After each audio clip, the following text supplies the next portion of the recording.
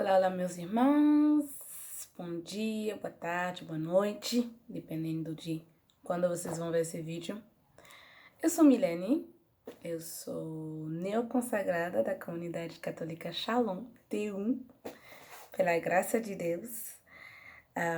Sou comunidade Aliança, no momento estou morando em Fortaleza e sou da célula do seu pastor, Gabriel, que me pediu dar para vocês essa formação sobre o tema vocação à santidade.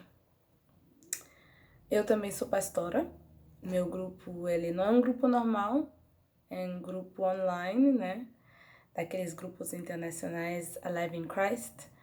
É o grupo onde falam espanhol, né? Dos países de Latinoamérica que não tem Shalom perto, então eles ficam online sempre, né? Então, o Gabriel me falou que vocês são de fase de metanoia. Eu acho que é isso, né? Não sei se é metanoia ou filoteia, mas enfim.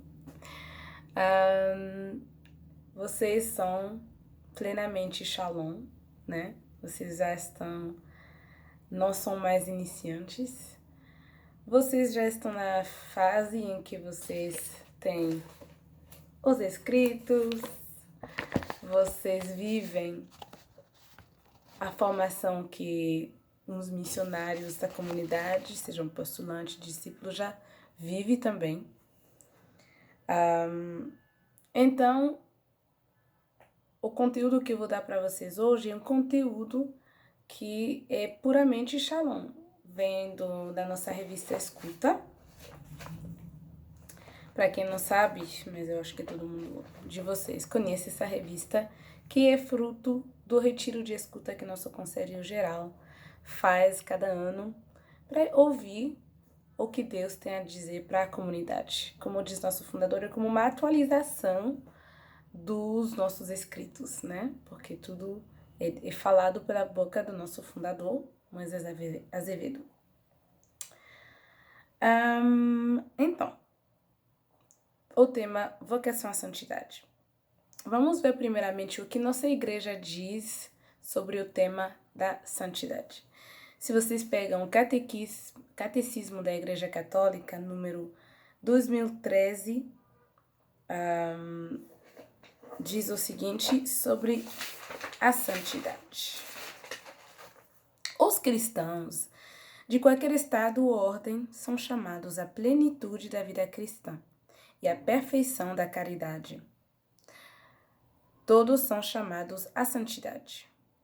E em Mateus 5,48, diz, sede perfeitos como vosso Pai Celeste é perfeito. Ou seja, a santidade não é para quem faz parte, só quem faz parte de uma ordem religiosa, ou destinado a sacerdócio. É algo que cada batizado, cada cristão é chamado a aspirar e a viver, né?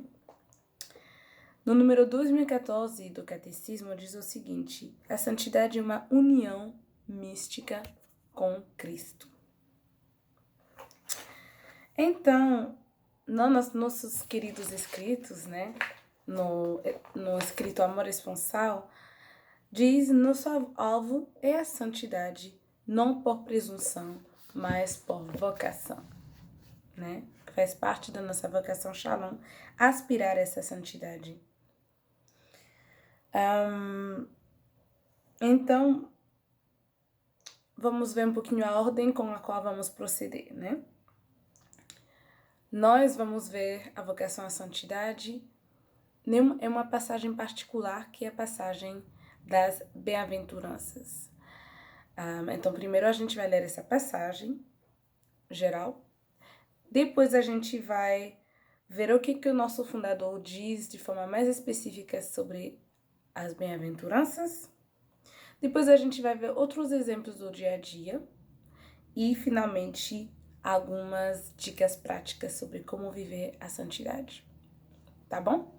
Então, vocês vão pegar a sua Bíblia na passagem de Lucas 6, Lucas capítulo 6, 20 a 23. Anotar que aqui são uma das versões das bem-aventuranças, né? Não é a mais conhecida que o de Mateus e também não é a mais completa, que tem menos pontos que a de Mateus, mas é essa de Lucas que a gente vai ver hoje. Diz o seguinte: Então, ele ergueu os olhos para os seus discípulos e disse: Bem-aventurado vós que sois pobres, porque vosso é o reino de Deus. Bem-aventurado vós que agora tendes fome, porque sereis fartos.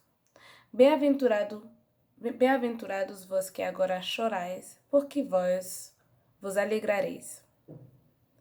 Bem-aventurados sereis quando os homens vos odiarem, vos expulsarem, vos ultrajarem, e quando repelirem o vosso nome como infame por causa do Filho do Homem. Depois vem do versículo 24 a 26, umas maldições, ou seja, os mesmos pontos de antes, mas o que acontece se você não faz, né? A partir de 24 diz: Mas ai de vós, ricos, porque tendes a vossa consolação. Ai de vós que estáis fartos, porque vireis a ter fome. Ai de vós que agora rides, porque gemereis e chorareis. Ai de vós, quando vos louvarem os homens, porque assim faziam os pais deles aos falsos profetas. Tá bom? Essa é a passagem que vamos pegar várias partes e examinar, né? Então,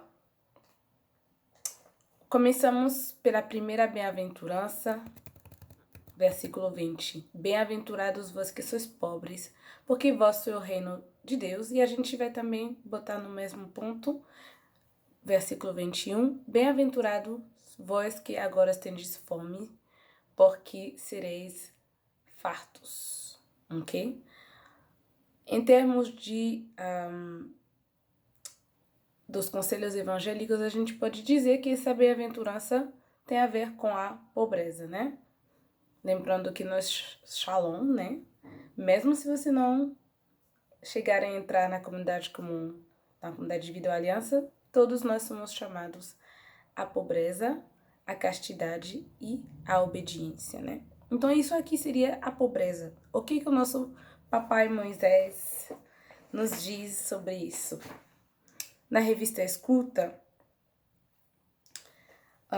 diz o seguinte, que esse conselho da pobreza evangélica, ele é tão forte que ele se torna uma condição para seguir Jesus, uma condição para a missão, para ser discípulo de Jesus.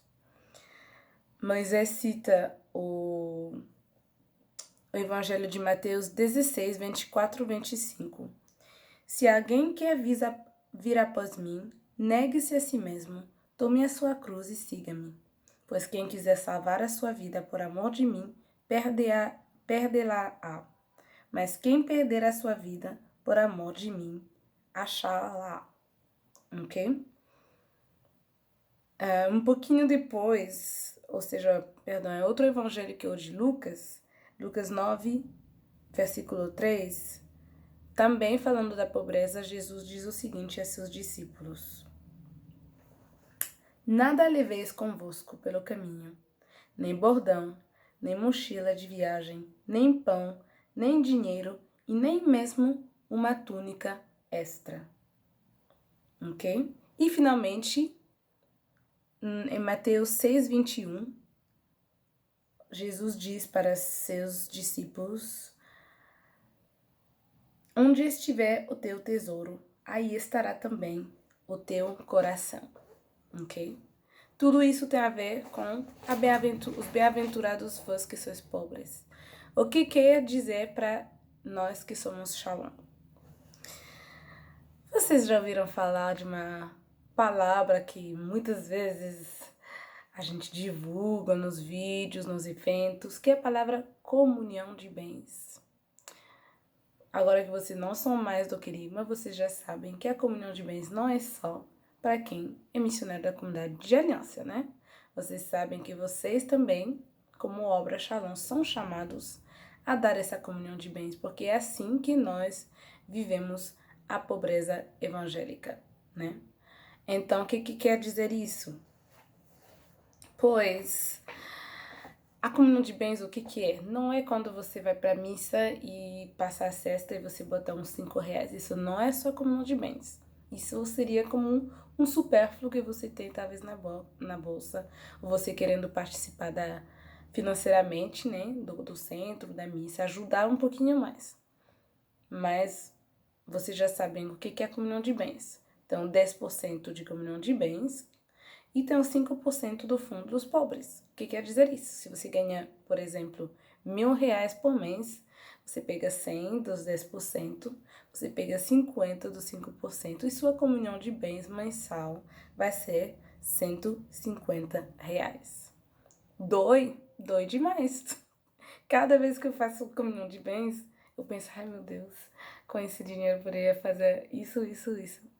É isso mesmo. Mas ao mesmo tempo tem essa alegria de poder ser pobre, né? E daí vem a bem-aventurança, porque ao mesmo tempo que é difícil, que exige de nós a santidade, ao mesmo tempo nos enche de alegria, né? Como diz o nosso escrito pobreza, que ao mesmo tempo que a pobreza nos repulsa, também ela nos encanta e nos atrai, né? Então eu tenho uma pergunta para você. Como está a sua pobreza, hein? Como você tem vivido isso? E também lembrar sobre a comunhão de bens.